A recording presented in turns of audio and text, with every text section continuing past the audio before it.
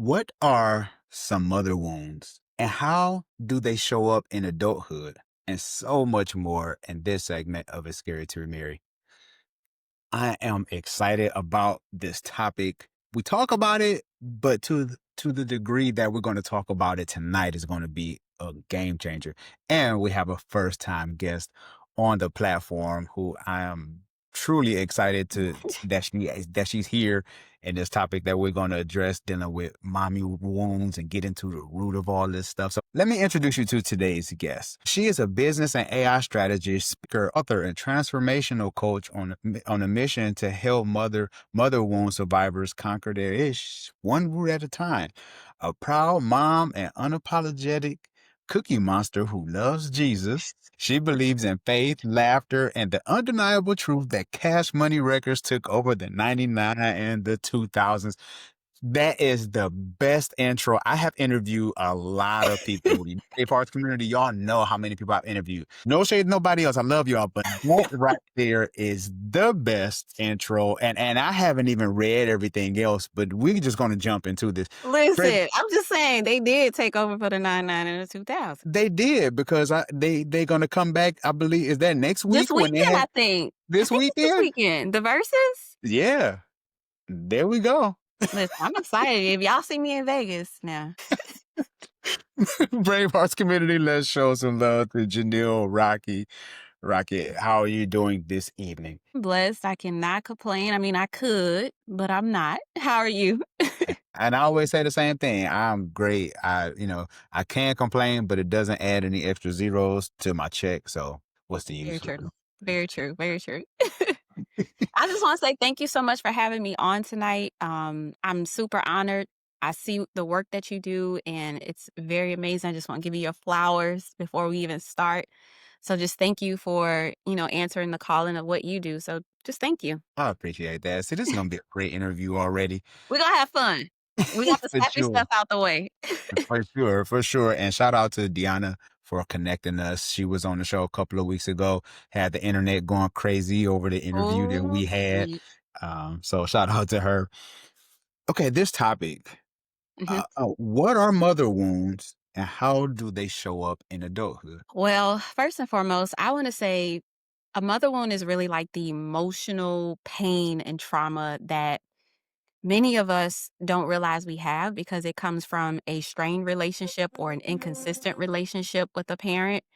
And usually it's with your mother figure or a woman in your life that played a mother role. So it could be a grandmother or an aunt, right? And so it's often caused by unmet needs, emotional unavailability, neglect, manipulation, or abuse. And it's not just physical abuse, because I think a lot of times when we hear abuse, we think physical, but it could be spiritual, mental, emotional, financial.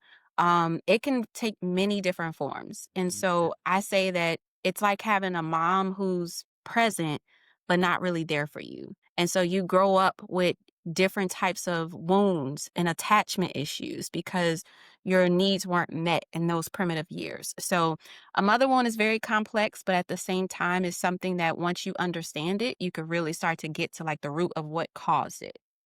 Yes. I love that. Yeah, because we talk about daddy issues, that we talk about that. But for some odd reason, and correct me if I'm wrong, I just think mommy wounds kind of hit different though. They do. They hit different because think about it. When you have your mom is the one who carried you for 9 months, gave birth to you, raised you. You know how sometimes they say mama's baby, daddy's maybe? She's Hmm. always stuck with you. So society doesn't allow us to speak about the pain or the trauma because it looks like you're ungrateful. Mm, So you never really hear people talk about mother wounds or even having maternal trauma. wow, that is so good. Yeah, because I know for me growing up, and we talked about this in our Hmm. previous call, and the Brave Hearts community know that I grew up with mommy wounds, didn't know I had them Hmm. until Yeah. after I remarried. I had a kind of an idea, but I was Yeah. like, nah, it's kind of in denial. But then my therapist was just like, no, that's mommy wounds. And I was just like, Yeah. oh God. I'm like mind blown, you Yeah. know?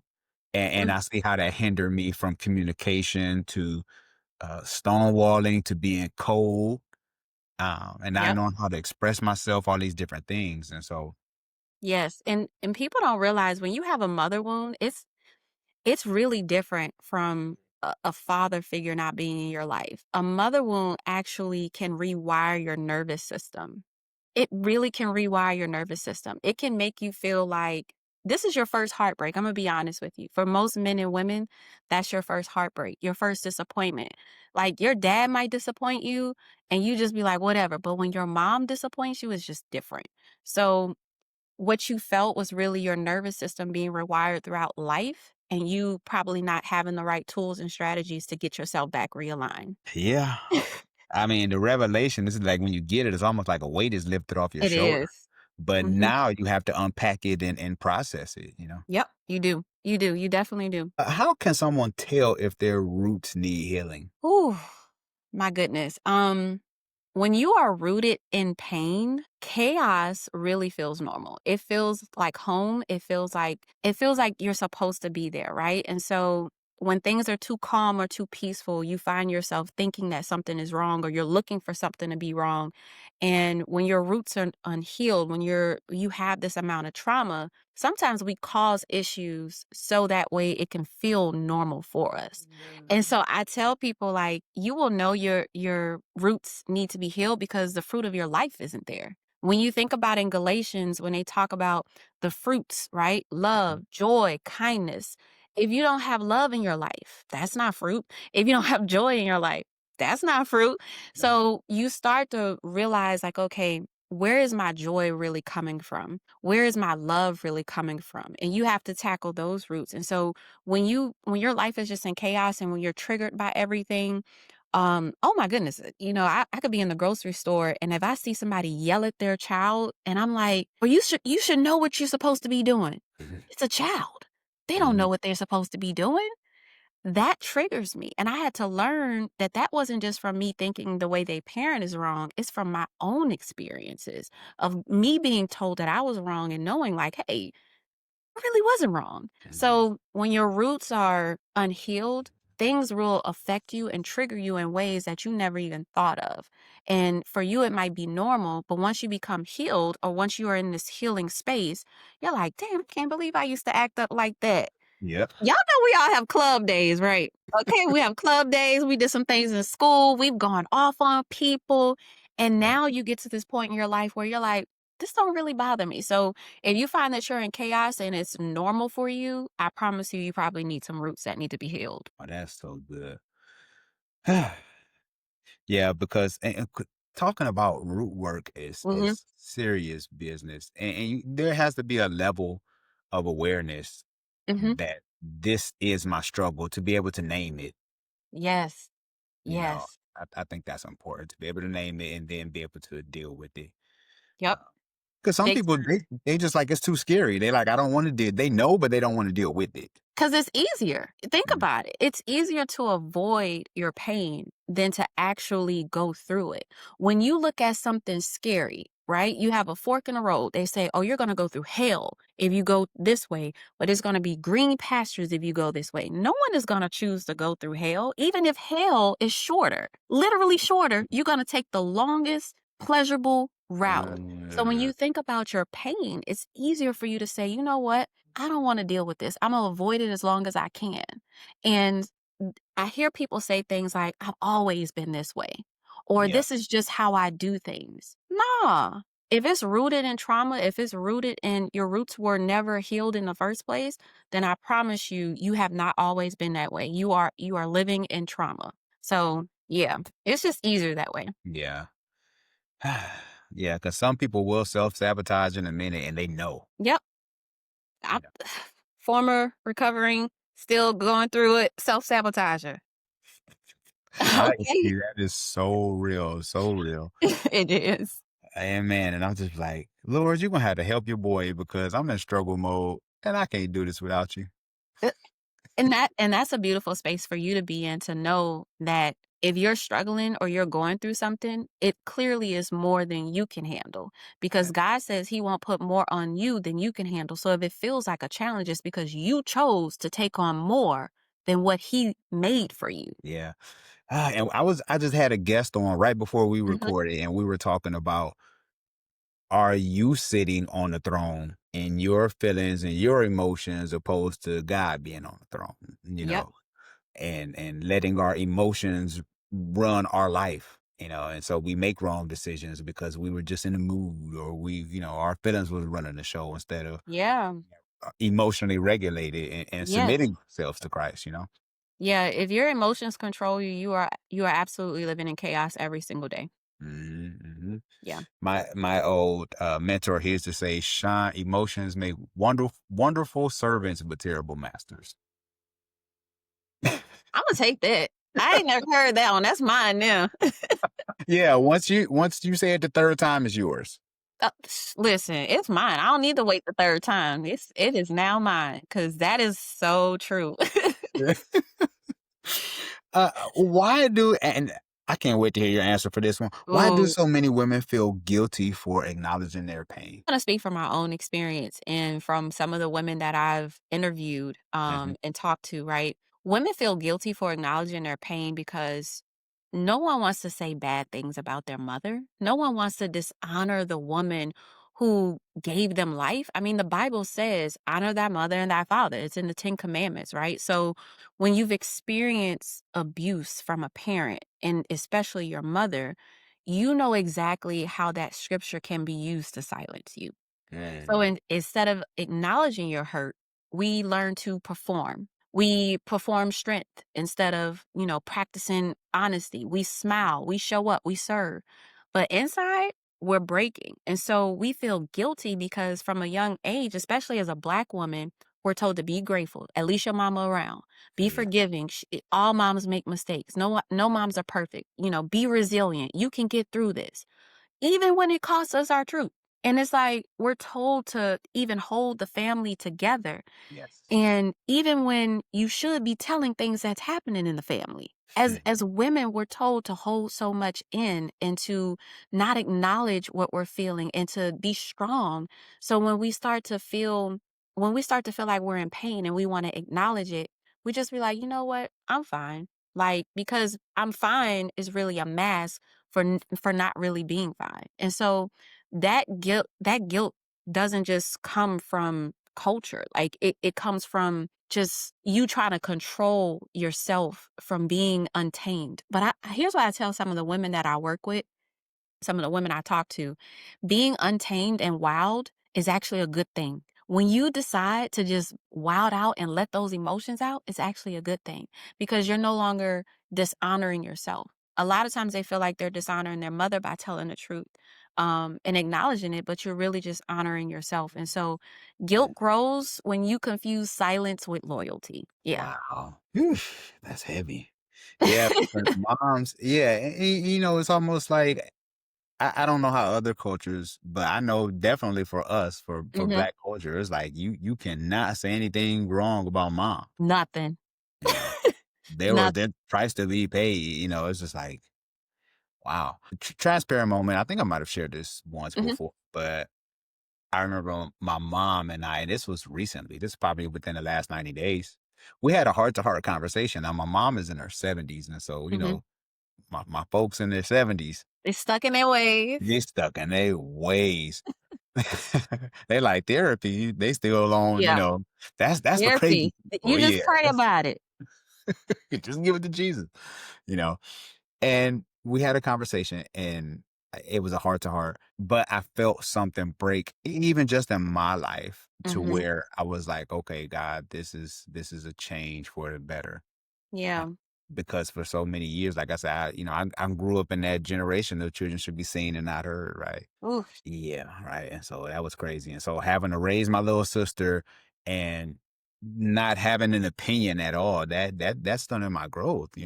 Mhm. But I'm grateful to be able for us to at least have that conversation where we can at least feel seen. Yeah. Yeah. And that's Cause a I beautiful never thing. yeah, because I didn't feel seen as a child, Mm. you know.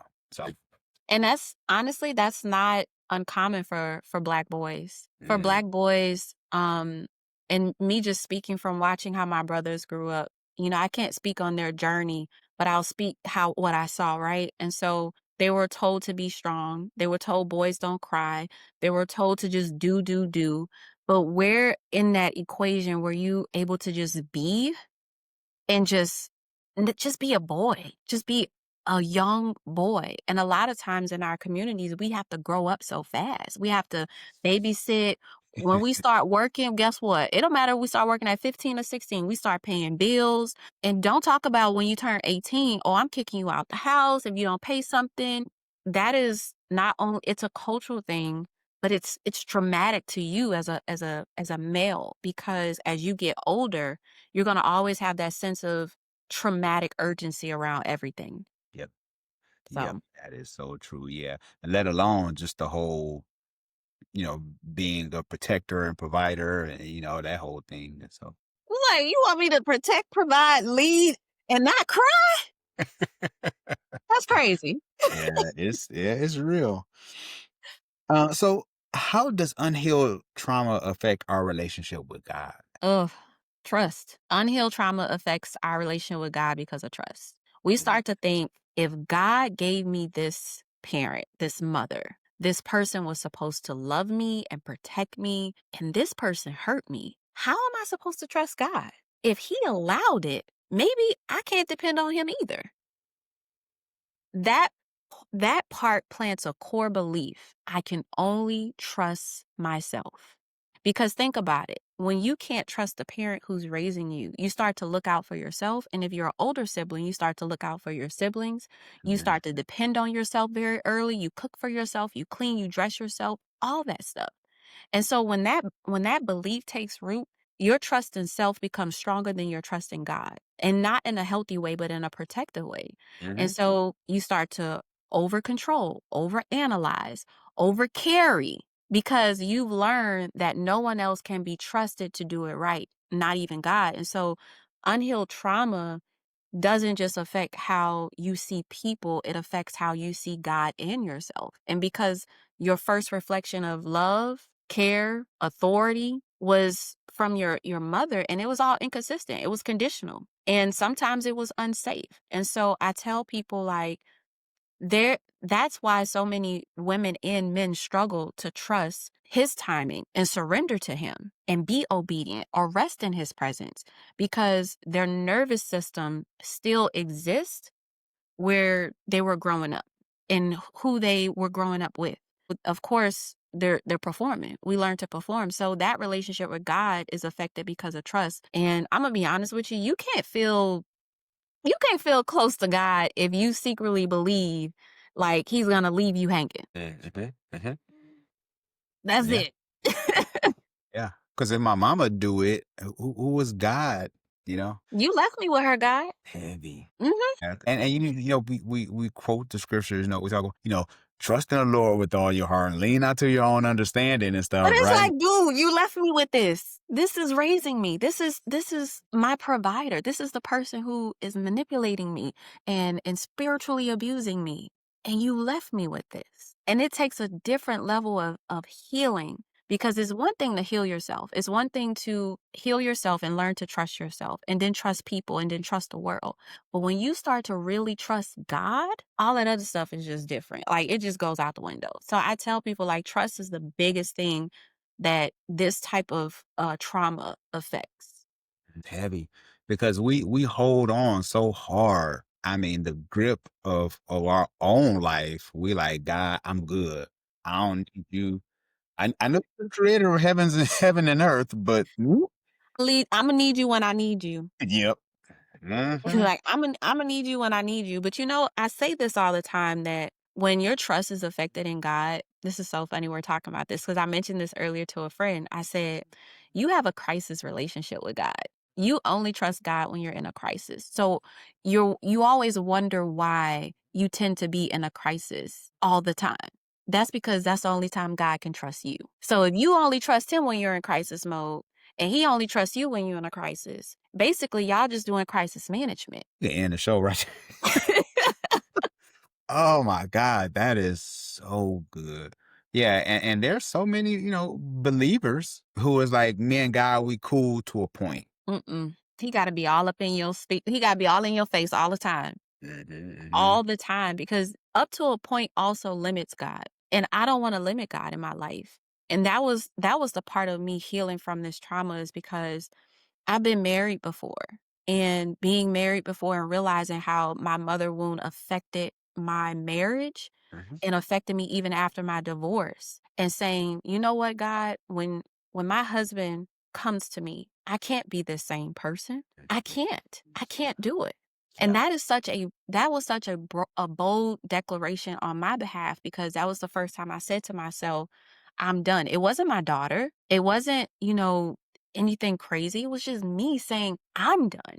Sometimes we do it for kids and we do it for everybody else, but you got to Mhm. do it for yourself. That Yeah. is so true. That's right. Cause and I think about it, and shout out to my mentor. I remember one time, I think about this now.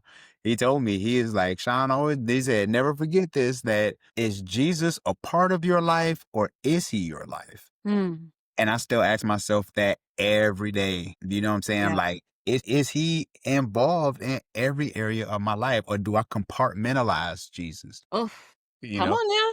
he's cool right here, but I don't trust him with my money or I don't trust him with my heart or I don't trust him with my mama. Ooh. Look, I got my little spidey senses going. Ooh, let me tell y'all. When you get to that part where you Imma let you go ahead. You got another No, no, question. go ahead because we flowing Woo, now. Say what you got to listen, say. when you get to that part where you start to, like, say to God, "Listen, I want that mom. I needed that. I really want that parent." You have to get into a relationship with God that's so authentic to where you say, "I'm letting that go." You are never going to have that mother or that father. You have to learn to grieve them and Mhm. not just grieve them as a person because my mom is still alive. Yeah. There are people out there that are like I call it double grieving. You're grieving as if, for what you didn't have with them, but also not having the opportunity to make things right. And so you also grieve what you didn't have growing up. There were Mhm. times where I had football games. I played flag football. I never had my mom there. I Mhm. marched in the parades in New Orleans. My mama didn't show up. I was in theater club and wrote plays. My name was on the thing. She Yeah. didn't come. So it's not that I'm grieving the love that I didn't get. I'm grieving the presence. And so we forget that we can grieve all things. I never even realized the root of my pain was grief. And when you realize that it's grief, you start to understand this is why I'm angry. This is why I'm frustrated. This is why I could be happy. And you miss that safety and that nurturing. And some of us have never had it. And so what we do is we get into relationships and we seek it. And not only do we seek it, and we even get 10% of it. We allow that 10% to be 100, knowing we don't deserve that. We Mhm. we be in these long-term situationships and marriages and knowing that this person does not have the capacity to love us right because we don't even know how to love ourselves.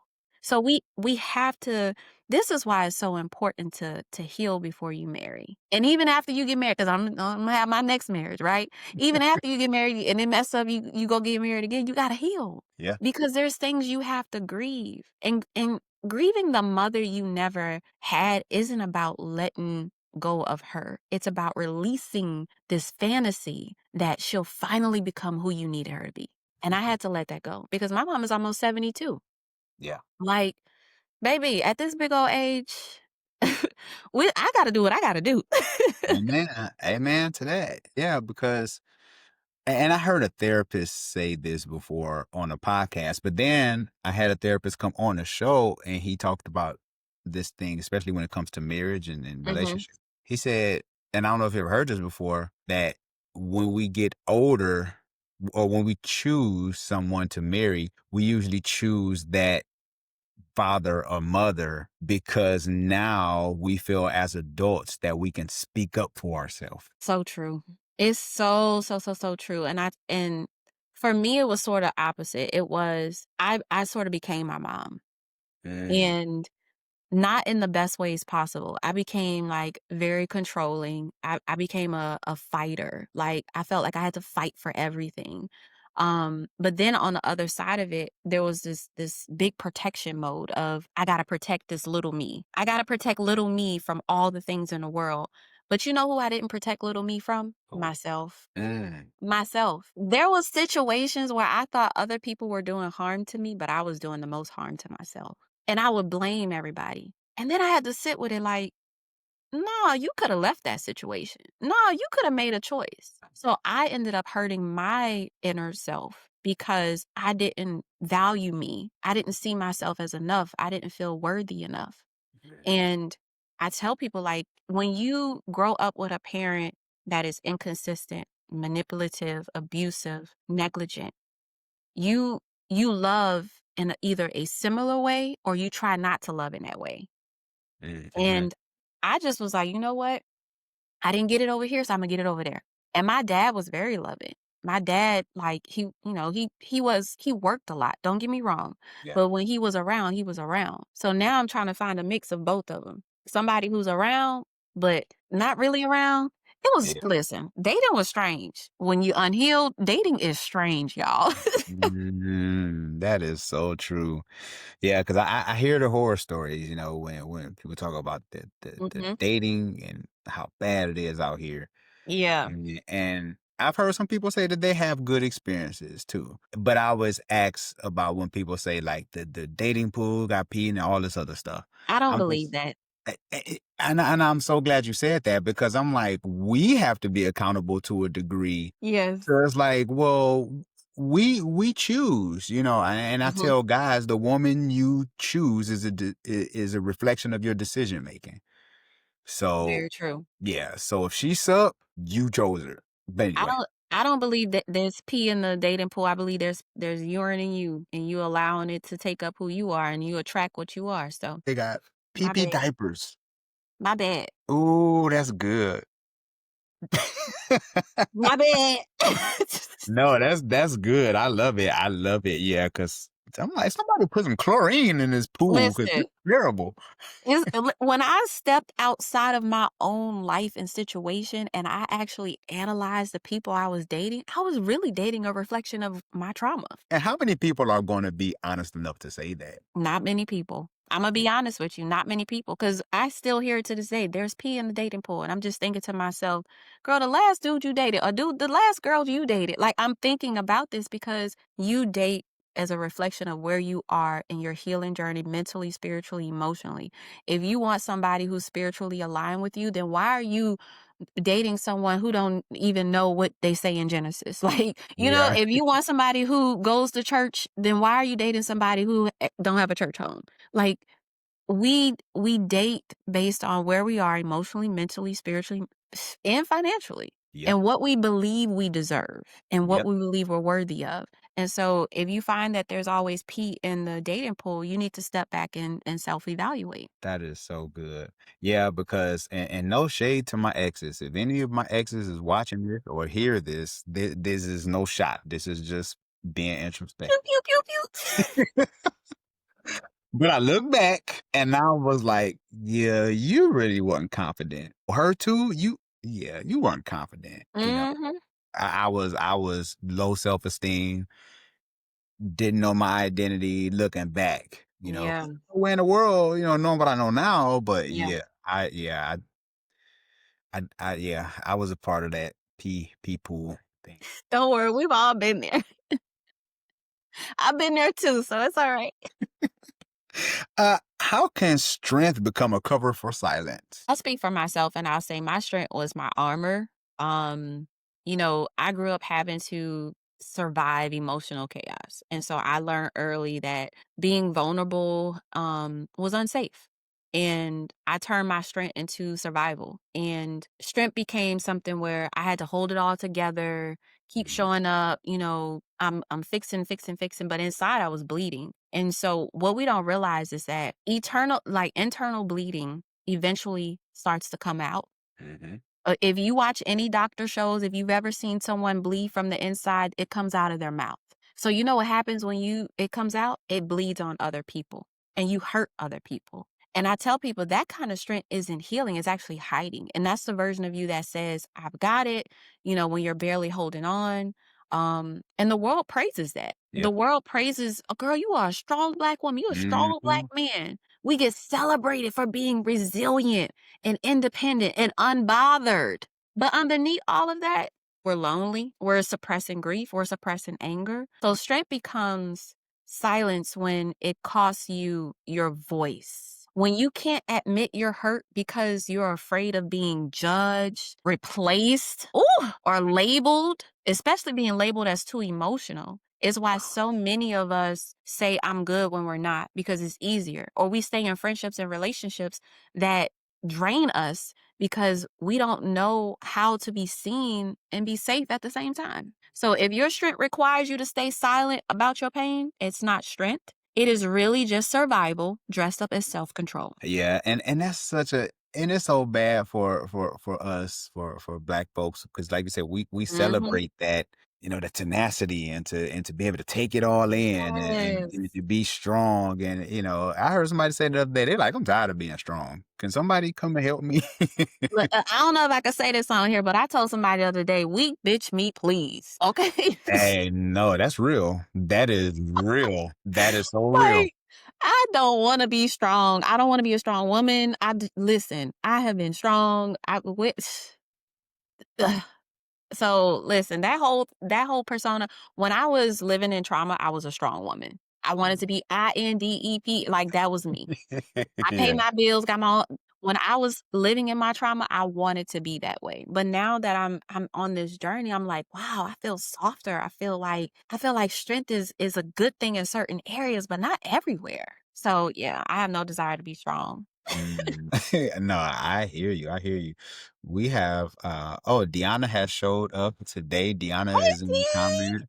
Yeah, and the finesse life, she said, I found it easier to start healing when I really owned my pain. Ooh, accountability and ownership. Those have been since 2019. That have been my top 2 words. Am I holding myself accountable and am I taking ownership? Because I find that when I start to feel like I'm blaming other people or it's somebody else's fault, like it might not even be their fault, but I feel that way. I have to pause and I have to say, okay, am I holding myself accountable and am I taking ownership of my role in this? And Mhm. that has shifted a lot for me. So Yeah, I agree with you. yeah, yeah. That because that accountability. I mean, that can be a scary And place. women don't like to be wrong. Well, I'm glad you said it. I didn't say it, but We as women, you know what? Unhealed women don't like to be wrong. ooh, can you just talk about that a little bit, please? Yeah, unhealed women don't like to be wrong because we believe our lies, our labels, and our limitations for so long that when you, as a man, and we're in a relationship or friendships or even at work, if you challenge that narrative that we've built to protect ourselves from the world, we don't want to be wrong. We can't be wrong because being wrong means I now have to reveal the wound. I now have to bring it forward. So unhealed women don't want to be wrong. Women who are healing, because healing is never you're never healed. You're Of healing course, forward, right? of course. Mhm. Women who are healing accept that, you know what, I'm wrong in this situation. Like I could have did something differently. Thank you for bringing this to my attention so I can grow and be better. Unhealed women do not want to be wrong. I tell people all the time online, they be like, look, I ain't running behind no man. I'm not apologizing. And I be quiet because you know why? I be in the rain behind mine. If I'm wrong, got the beatbox, babe. Can you stand? Listen, because I hold myself accountable and I take ownership. So Wow. yeah, unhealed women don't like to be wrong. Heal women don't like to be wrong. I'm gonna put that in the post. I'm gonna post that on Instagram. I'll give you your credit, but yeah, They gonna be mad at me. yeah, your inbox might be a little flooded, but that's heavy. The finesse life said that's true. I remember a man was so floored when I said I can take accountability for that. He said he hadn't heard that before. And think about this. Let's go back to the topic of the mommy wound. hmm The Will mama ever apologize? No. And because my mom never apologized, my mom has yet to apologize for things even to this day. And because she never apologized, I felt like internally, I felt like I ain't got to apologize for nothing. What? I'm not wrong. My mama wasn't wrong. My mama did this. I did it too. So I'm not wrong. How you going to tell me I'm wrong? And so when you start to heal, you start to look at all of those things that you those things that you got in you, those behaviors, those flaws, those character flaws, and you start to really call that stuff out. So yeah, I'm men, and I say this all the time. I say, poor men, when you deal with so many unhealed women, you probably have never heard a woman say, I'm wrong, or thank you for coaching me, or giving me guidance or advice, because we want to be right so much. And that's probably because in our childhood, whether it was, in our primitive years or in our teen years, we had to fight for our rights. We had to fight to be heard, to be seen, to be valued. So when we get in a relationship, I'm going to be in control. Mm. So, yeah, yeah. 'Cause all my life I had to fight, and so All by the my time life I you had to fight. And I'm just over here like, you know what, babe? I was wrong. Thank you. And men be so perplexed. They're like, are you sick? No, I'm holding myself accountable.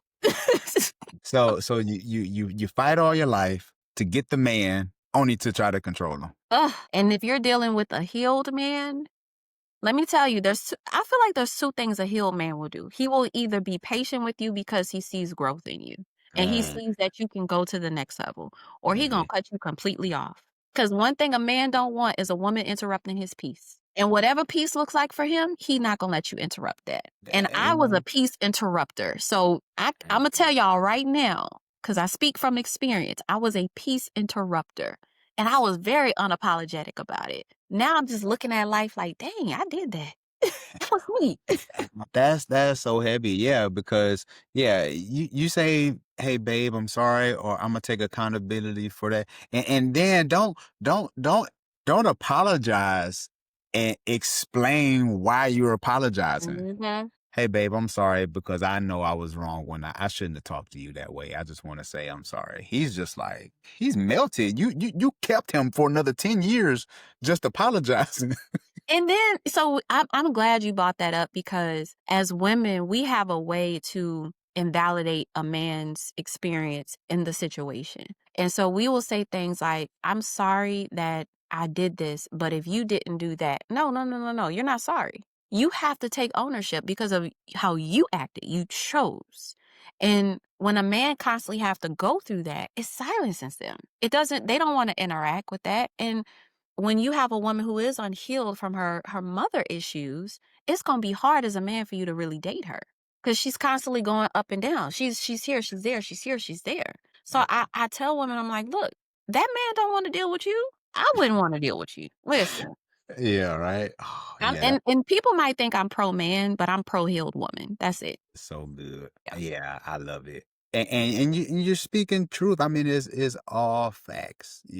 Guys, a lot of times, guys, we simple. We just be wanting the simple things. And like I say, apology will take your relationship to another To the level. next, that man will be rubbing your feet, cooking you dinner, buying you flowers, and You need me and to don't work you need me to work 2 jobs? yeah, I work 2 jobs. My wife apologized 3 times this month. I feel like we should go on a trip. And then You she want was this? quiet. I Oh was my so scared. God. Women, I'm telling you, men are simple, complicated, but very simple creatures. And Mhm. when you are healed, you can have a man at your heels. This episode needs to go viral. It just does. It just does. We're We gonna we having gonna fun. We just we gonna look, we just talking. we kicking it. Oh, this is so good. W- Yeah, I can stay on that. That's so good. My brothers, yeah, brothers gonna be in the barber shops. Like, did you hear that episode? Uh, Listen, I'm pro heel woman, y'all. I'm telling y'all, I'm pro heel woman. That's it. pro. That's a T-shirt. Put that on a t-shirt. Thank you. That's so good. Yeah, that's so. Because if you don't do it, I'm gonna do it. uh, w- what does root work look like in real life? I'm glad that you asked me that question, because traditionally root work was something related to like witchcraft. And when God gave me this mission, I felt like it was like using it for his good, right? And so root work was not about witchcraft. It wasn't about magic. It was really about taking your pain and going back to where it started, facing it, and then transforming it. And Mhm. so you got to get honest with yourself. You have to figure out where your patterns come from, choosing not to let them run your life anymore. And instead of saying, like, what's wrong with me? Where did I learn this? And it's when you stop treating your symptoms because you're overthinking, you're people pleasing or control and really start addressing the source. And so I created my signature method, and my company is called Conquer Your Ish, and I call it the Ish method. And so it's interrupt, shift, and honor. So you have to interrupt whatever it is. You have to pause the pattern. You have to stop it. You have to stop letting those automatic reactions or inherited beliefs drive how you show up. You have to name it and just allow that emotion to be without judging it. Then you have to shift. You have to reframe what's true. You challenge the narrative that pain came from, whether it's I'm hard to love or I've always been this way. You have to reframe it, and then you have to honor. You have to accept your story, because I think a lot of times we feel bad for where we come from or the experiences that we've been through. But when Mhm. you really grow with God and you really start to realize, like, man, God is so good, you get to honor your story and you stop running from it. You stop editing it out. How many of us edit our pain or edit our experience for other people's comfort or even for our own comfort? You get to really like see the root work in motion when you conquer your ish. And it's emotional accountability. And it looks like setting boundaries. And that's setting boundaries without guilt. Let me say that. Yes. Saying no without over explaining, crying without apologizing, because baby, I will cry in a second and won't say sorry. They're like, why you crying? Because I'm just happy. I'm sad, whatever. And then finally creating space to feel what you've just been avoiding for the longest. And so I tell people all the time, root work isn't about perfection. It's Course. about pattern interruption, because you can't heal what you keep rehearsing Yeah. over and over in your head. You Yeah. got to interrupt it. Yeah. So true. Because a lot of times, I was doing some research Hmm. on um, on the way we think. So a lot of times we live our life on autopilot. We spend the majority of our life. It's just like getting in our car and going driving. We don't think, we just do. We just do it. And so a lot of times that's like us in our everyday life. Hmm. And I tell single people, I'm like, that's half of your problem right there is you're on autopilot. You're not stopping to think like, okay, Mm-mm. this is the last 3 women I dated. I wasn't thinking. I was on autopilot. And this is why I'm in this situation now. But when we take time to think, like you said, to be able to own it and to be able to actually think things through, because there's so many things vying for our attention, Absolutely. and we got to be bigger and to stop and to think and Yeah. want to make those necessary changes. Yeah, absolutely. You have to. You have to reframe. You have to interrupt that. And I found myself when I was unhealed, I dated a certain type of man. I married a certain type of man. And now that I'm in this healing journey, like, I see men differently. I just see them differently. I don't have a type anymore. I now Mhm. look for the character, the godly character in them, Yeah. because that's what's most important to me. And a lot of times as women, like, hold on, I want my man to be attractive because I don't need no ugly bugly in my face. Okay. Let me make sure I say that to y'all. But I look at it so differently now because I'm looking for a godly man, a healing man, not someone who looks like my trauma. Mm, Yeah. yeah. So good. So good. How do we stop repeating our mother's patterns? Ooh, I think I had to admit to myself they existed. That was the first thing. And I think when you think about any type of addiction or problems, you have to like acknowledge it. You have to like say there is a problem. So you do have to acknowledge that it exists. And a Yeah. lot of us grew up saying, I'll never be like her. But without healing, we end up becoming her in different forms. Same pain, new Yeah. body, Yeah. right? And so you start attracting partners like the ones she chose. That was me. You start responding to stress like the way she did. That was me. You start raising your voice in the same way you swore you wouldn't. And that's not because you want to, it's because that pain that it isn't transformed, it gets transferred. Yeah. You get to decide to stop it, right? And so breaking that pattern just really starts with awareness. You have to observe your reactions. You have to, something you said earlier about how you talk to God, right? Like you said, okay, God, what are we doing? you have to talk to yourself like that. You got to get those thoughts out of your head and you got to say, listen, we are ruminating on this thought for too long, or I'm doing this thing for too long. Like, you have to learn to break that. And so, is this actually me or is this what I learned? I ask myself that a lot. Did Mhm. I learn this or is this really me?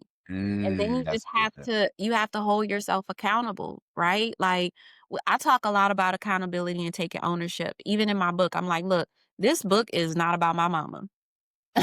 This book is about me and my healing and my relationship with God. So it don't have nothing to do with her. Yeah, I'm gonna bring her up because that's the root of it. Of But this course. ain't got nothing to do with her. So we have to take accountability because you don't heal by promising you'll never be like her. You're gonna heal by finally becoming the version of yourself she was never allowed to be. Ooh, so good, so good. Yeah, because a lot of times when we're growing up, we're like, I don't, and this is not everybody. I'm just saying, a lot of times I'll never be like my mom, or I'll never be like my dad. And you end up being like them. And I think that takes a different level of compassion. There's something I wanna say, and I don't know why, I'm just gonna lead with the spirit because I don't know Mhm, who this is for. mhm, God will take I believe God does 2 things. This is my personal opinion, y'all can argue with me later, but I believe God does 2 things. He will either perform a miracle and take you out of a situation because he doesn't like what it's gonna do to you. He will extract you. It won't always feel good, but he'll take you right out of it. Or he'll say, "I mhm. like what this is gonna do to you. I like what this is gonna do for you, so I'm allowing you to go through it because I like who you're gonna be on the other side of it." And for me, that was when I really started to heal because I stopped being mad at God that He allowed me to go through that.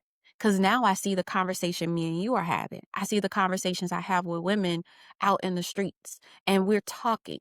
And I did an event and someone passed me their suicide letter. I am someone else's survival guide because I learned how to survive. So I know God put me through that as hard as it was for a reason.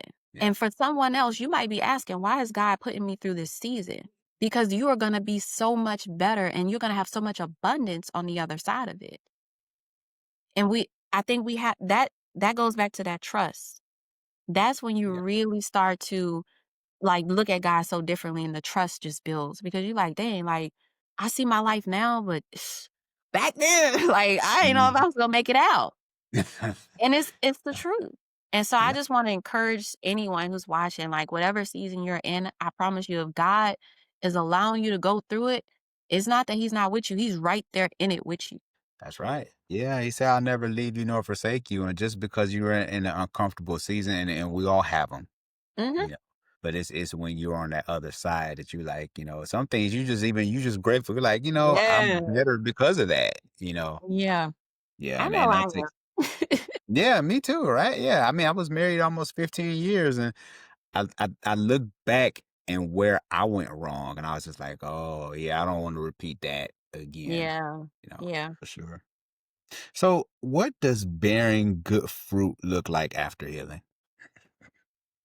Because we Okay, always see y'all.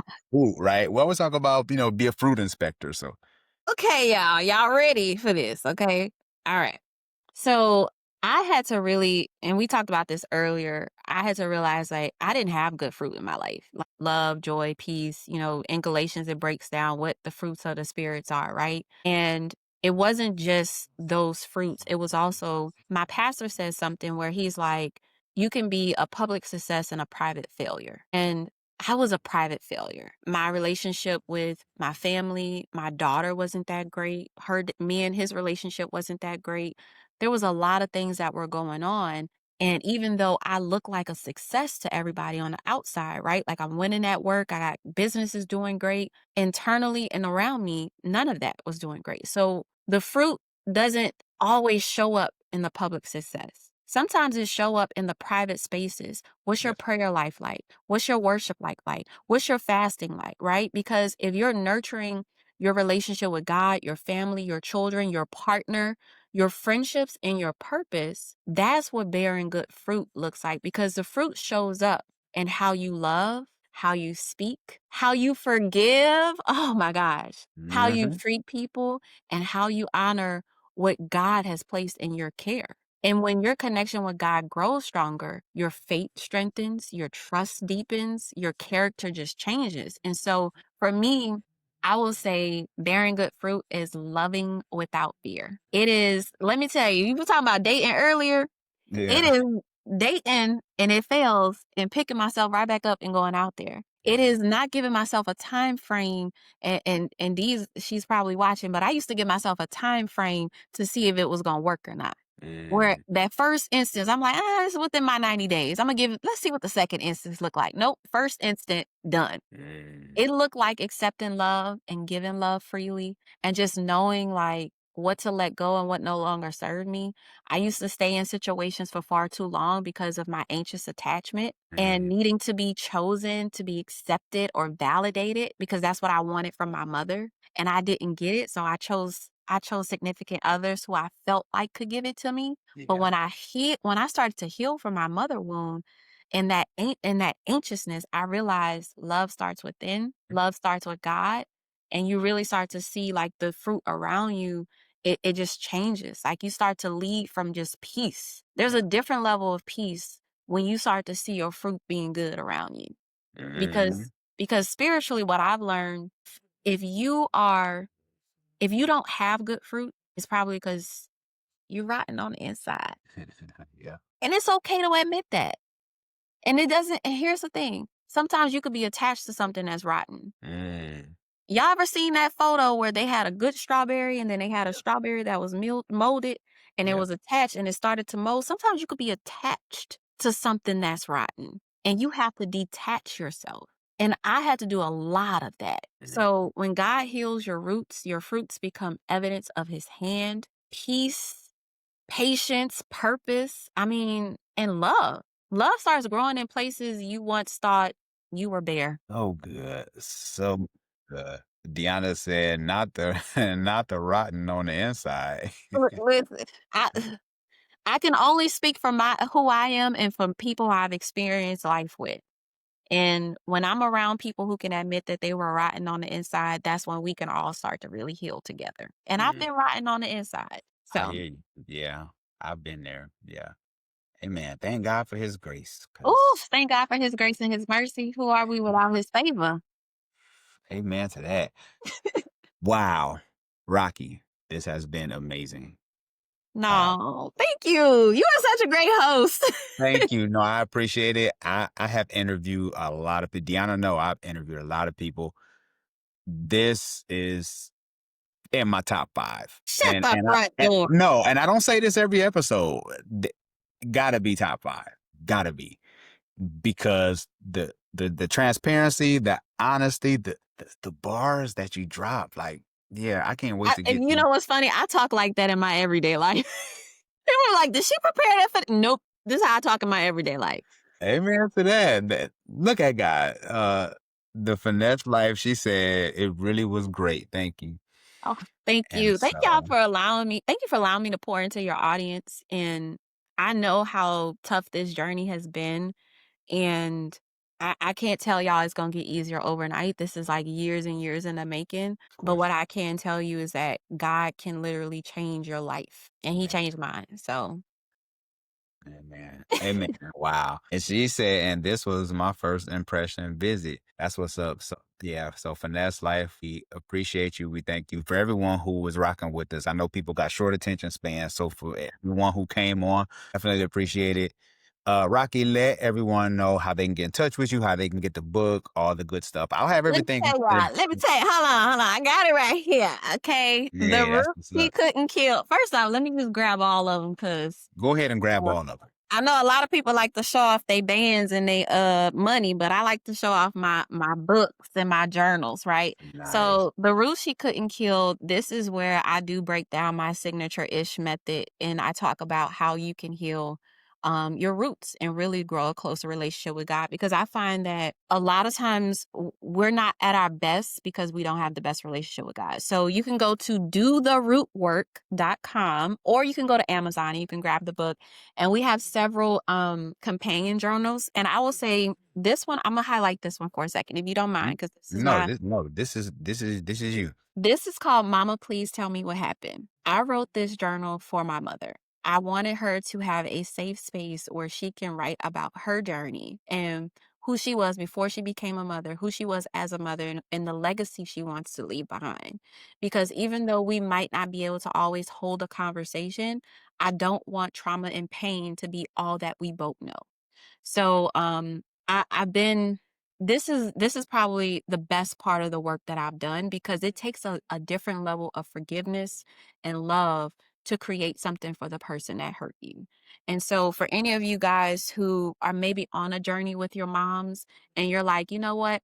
We can't have a conversation, but you're trying to figure it out." This is probably the best option for you. I will also add that if you do purchase from my site, we give one book or journal away to a woman in a domestic violence shelter. A Yeah. lot of people don't realize that maternal trauma or mother wound trauma is actually domestic violence. And it's Mm, a different kind of abuse, but it's domestic violence. And so when we go on tour next year, because we will be going on tour, we're going to be visiting shelters and giving out free resources to women in domestic violence shelters. But however you purchase, I will be happy. amen. Amen to that. Wow, that is powerful. Yeah, so the journal is for mom, Hmm. for her to take her. That is so good. Yeah. That's genius. I love that. That is so Yeah. good. Because she has a story too. That's You know, true. my Uh, mom is only a product of what she's been through. She has a story too. And now that I'm in this place, I'm like, dang, like, I wish we could have a real conversation. But I also understand that for my healing, I have to hold boundaries and protect myself. And so it's just a place for her to be able to talk to me. I'm gonna have everything linked in the description below. So those who want to purchase, make sure they grab a copy for mom, right? Or you never know. Someone you might have And don't worry, I'm sending you some copies too. Amen. I love it. I love it. Thank Because you so this is much for for the men too now. I'm I've had men I've read had my books and do my journals, and they're like, I understand you wrote it from a woman's perspective, but this is my real life. So, issues too. Yeah, the brothers ain't they're not exempt. You just gotta be open enough to open yep, your heart and say, God, I need help. I can't do this without you. And absolutely. show me some of that ugliness in me so I can get it up out of here. Absolutely. Wow. Love it. Love it. Brave Hearts community, you heard it here. So go connect with Rocky. Go grab the books. As you can see, the episode was amazing. So make sure you go grab the books. Everything will be linked in the description below. Make sure you share this video with someone you never know who need it. Let's get those likes up. Now, my only thing is that I asked that you put this video in the group chat because it's Yes. like 5 of y'all, right? It's like 5 or 6 of y'all in the group chat. And then you're going to watch the video and then you're going to get right back in the group chat and talk about the episode. So that way I have 5 views and my watch hours are up and all of y'all got fed. That's it, right? That's all I ask. Listen, that's not a lot. That's not a lot. So show us some love. So thanks again for everyone who's supporting. If you are listening to this via Apple Podcast, give a rating and review. Would love to hear from you. By doing so, put you in a drawing for a free Amazon gift card. Who doesn't like free stuff? This is Sean Heineman with my special guest. Is it this way? Am I pointing the right way? How you are? Okay, yeah. Coach Rocky, Brave Hearts community. Rocky, stay online real quick. We are